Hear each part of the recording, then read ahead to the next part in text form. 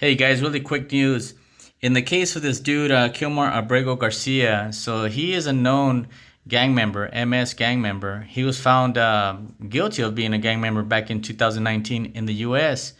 And so here's CNN, asking if, Trump will bring him back to the US and, go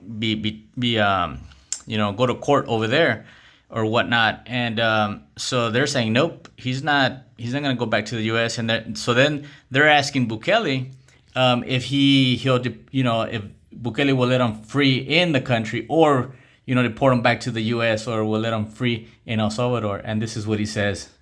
It's crazy.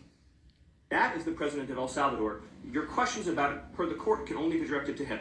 I asked ¿Usted lo liberaría, President Presidente Bukele? Can President Bukele weigh in on this? Do you plan to return him? Well, I'm supposed to suggesting that a smuggle is terrorist into the United States, right?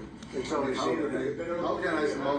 can I return him to the United States? Like I smuggled him into the United States, or what do I do? Of course, I'm not going to do it. It's like, the question is preposterous. How can I smuggle a terrorist into the United States? I don't have the power to return him to the United States. So you can release him inside El Salvador? Yeah, but I'm not releasing, we're not very fond of releasing terrorists into our country. We just turned the murder capital of the world to the safest country of the Western Hemisphere, and you want us to go back into releasing criminals so we can go back to being the murder capital of the world? And that's not going to happen. Well, they'd love to have a criminal, released into there's a fascination. They would love it. Yeah. They're sick. These are sick people.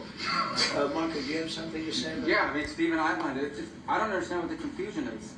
This individual is a citizen of El Salvador. He was illegally in the United States and was returned to his country. That's where you deport people, back to their country of origin. Except for Venezuela, that wasn't refusing to take people back in places like that.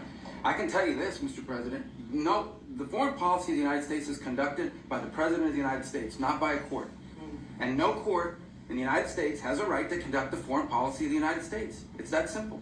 End of story. Why don't you just say, isn't it wonderful that we're keeping criminals out of our country? Why can't you just say that? Why do you go over and over? And that's why nobody watches you anymore. You have no credibility. Please go ahead.